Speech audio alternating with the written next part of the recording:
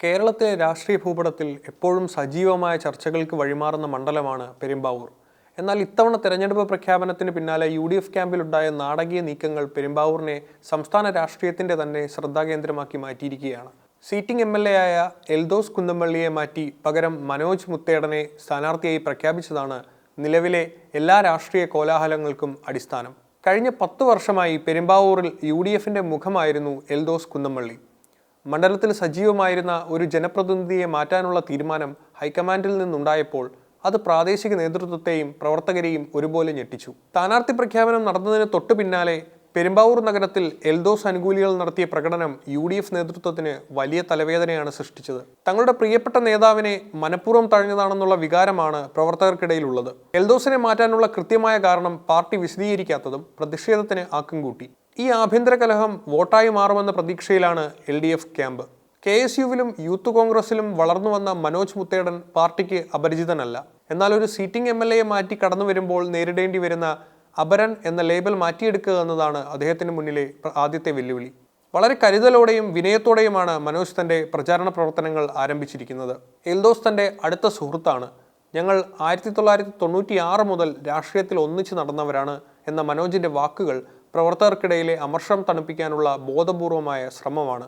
തന്നെ വ്യക്തിപരമായി എൽദോസ് എതിർക്കില്ലെന്നും പാർട്ടിയെ വിജയിപ്പിക്കാൻ അദ്ദേഹം മുന്നിലുണ്ടാകുമെന്നാണ് മനോജ് ആവർത്തിക്കുന്നത്. അതൃപ്തി പരിഹരിക്കാനായി എൽദോസ് കുന്നംപള്ളിയുടെ വീട്ടിലെത്തിയ മനോജ് മുത്തേടന് അദ്ദേഹത്തെ കാണാൻ സാധിക്കാതെ മടങ്ങേണ്ടി വന്നത് വലിയ വാർത്തയായിരുന്നു. എൽദോസ് മനഃപൂർവ്വം ഒഴിഞ്ഞു മാറിയതാണെന്നുള്ള അഭ്യൂഹങ്ങൾ പരന്നെങ്കിലും മനോജ് ഇത് തിരുത്തി. താൻ വരുന്നത് മുൻകൂട്ടി അറിയിച്ചിരുന്നില്ലെന്നും ഈ സമയം എൽദോസ് ഭക്ഷണം കഴിക്കാനായി പുറത്തുപോയി എന്നുമാണ് അദ്ദേഹം നൽകിയ വിശദീകരണം.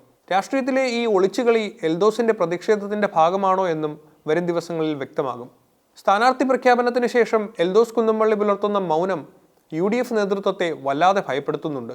അദ്ദേഹം ഇതുവരെ മനോജ് മുത്തേടന്റെ സ്ഥാനാർത്ഥിത്വത്തെ പരസ്യമായി പിന്തുണയ്ക്കാനോ പ്രതിഷേധിക്കാനോ തയ്യാറായിട്ടില്ല. തന്റെ അടുത്ത അനുയായികളുമായി രഹസ്യ ചർച്ചകൾ നടത്തിവരികയാണ് അദ്ദേഹം. എൽദോസിന്റെ മുന്നിലുള്ള വഴികൾ ഇവയാണ്: പാർട്ടിയുടെ അച്ചടക്കമുള്ള പ്രവർത്തകനായി പ്രചാരണത്തിൽ സജീവമാവുക, പ്രചാരണങ്ങളിൽ നിന്ന് വിട്ടുനിന്ന് തന്റെ പ്രതിഷേധം രേഖപ്പെടുത്തുക, പ്രവർത്തകരുടെ സമ്മർദ്ദത്തിന് വഴങ്ങി സ്വതന്ത്ര സ്ഥാനാർത്ഥിയായി മത്സരരംഗത്തിറങ്ങുക. ഇതിൽ മൂന്നാമത്തെ വഴി എൽദോസ് തിരഞ്ഞെടുക്കുകയാണെങ്കിൽ അത് പെരുമ്പാവൂരിൽ UDFന്റെ പരാജയത്തിന് വഴിമരുന്നിടും.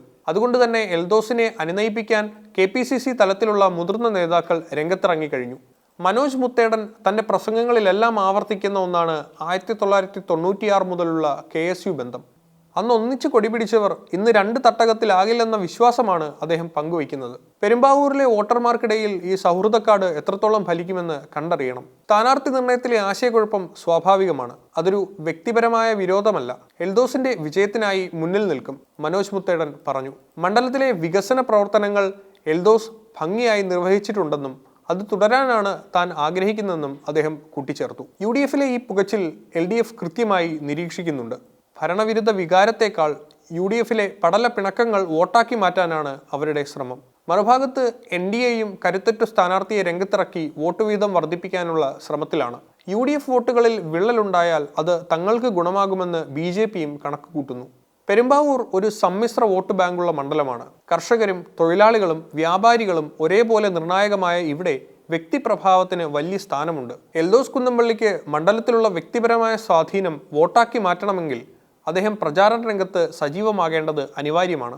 മനോജ് മുത്തേടൻ ഒരു പുതിയ മുഖമായി വരുമ്പോൾ എൽദോസിന്റെ പിന്തുണയില്ലാതെ വോട്ടർമാരെ സ്വാധീനിക്കുക എന്നത് അദ്ദേഹത്തിന് പ്രയാസകരമാകും.